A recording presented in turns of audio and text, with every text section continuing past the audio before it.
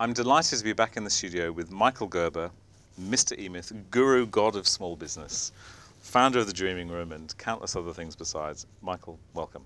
Thank you. Now, you have visited Australia on a number of occasions. Do you remember how many?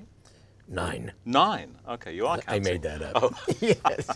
Okay, well, let's just say a number of occasions. Yes, it's a number of times. The first time in 92. Okay. Yes. Well, all right, we'll get the customs people to check. Quite a exactly few times. Quite a few times, okay. Do you observe any challenges that are either slightly unique to Australian small businesses or challenges that you just see kind of in abundance that we're wrestling with in Australia?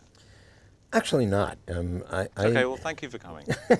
Yeah, actually not. I don't see anything unique about Australia. Okay. Nothing unique about New Zealand. Well, New Zealand is other, but nothing unique about New Zealand. Nothing unique about any place I go. Okay. There are characteristics of it, obviously, that make it Australia, that make it New Zealand. But from my perspective, from my context, and the way that I view business, we're all suffering from the same misunderstandings, we're all suffering from the same problems, and we're all succeeding where we are because we see the world in a way that works. Okay. So, but what would you say then, what are the biggest things you think that hold back small business? I mean, I don't want you to have to go through all your wonderful writings, but what are the key things that you say, right, well, the key thing is the issue that we, in fact, had a conversation about.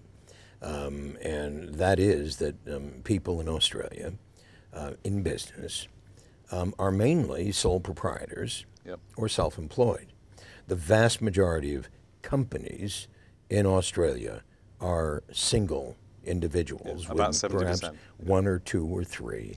But in fact, 73% of all businesses in the United States are sole proprietors. Now, in the United States of America, think about that. I've heard of that place. Yes. So that's a lot of people. I mean, it's extraordinary, but that's true everywhere. Yeah. But the question then becomes, so why don't those people grow? In other words, what keeps them where they are? Yeah. Now, I know your opinion is they're having a ball. They're just, a good number of them are. They're just loving it. No, a good number of them aren't. A good number of them never were. A good number of them could. Okay. But the reality is, the fact is that most of them go out of business. And so if most of them go out of business, it sort of flies in the face of the fact that they're all enjoying them. Oh, but they do. Well, not according to the Australian Productivity Commission did some. Well, but they don't know what they're talking about. What can I tell you? That's the problem. That's the problem. All right, let's say a percentage of them go out of business. Right? So understand, let's say 50% go out of business. Let's say 20% go out of business. What's the number? All right, a percentage. Yeah, the Department of Commerce in the United States says 80% of all businesses fail ultimately before their 10th anniversary.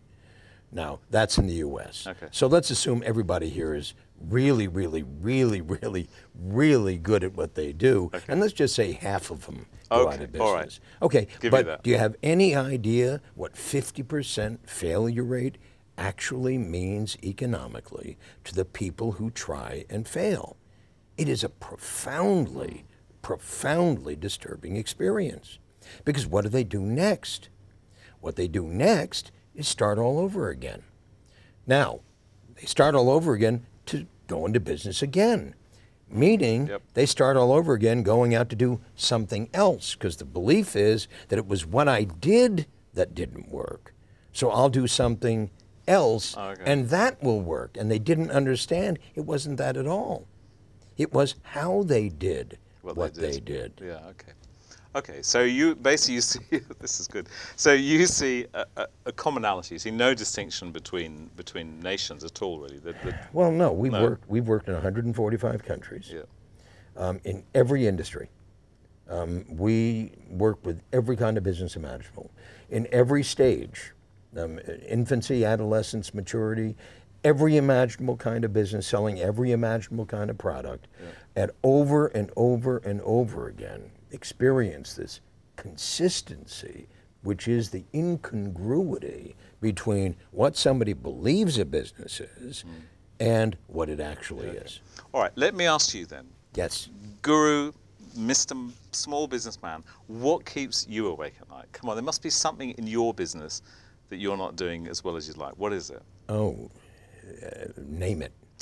Name it. And what happens in a business? People, marketing, money, every single thing you can imagine. So you're not immune to the challenges? No, of course not. I learn from what I do. Yeah. So understand, I've made every mistake that every one of my clients have made. I learn from that, and I then create from that. But the thing that keeps me awake at night is not the things that I'm concerned about, because I just create my way through fear. Okay. I'm talking about creating. Creating is the key. Yeah. Creating is what entrepreneurship is all about. Creating is that individual you're talking about. And because it is an individual, it's an individual thing. That creativity, that imagination, that inspiration that you talk to so beautifully and you love and is so adorable to you, that part of you is what is alive and well in great companies as well. But now and again, surely, when people aren't around, you shut your door. Yes. Don't you dream of working on your own? Now and again, don't you just think, I wish I could get... I don't ever think about it. I am on my own. Okay. I am on my own. Right. I'm on my own, I'm all alone. Here I am, I'm talking to you.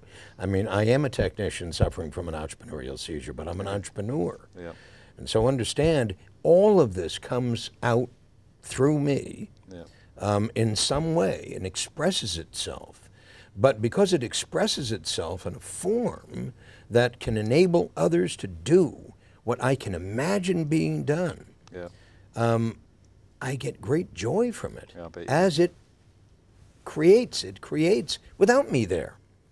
So the people who I've created who are coaches, the system I created that they utilize to help other people fix their broken businesses and oftentimes their broken lives. Can you imagine the thrill that you get knowing I'm not there, I'm not there, I'm not there, I'm not there. I don't have to be there. I don't have to be talking to Mary or John or Jim. But the person who is using something that I invented and in fact able to have a profound impact on Mary or John or Jim anywhere and everywhere in the world. It's pretty damn good. That.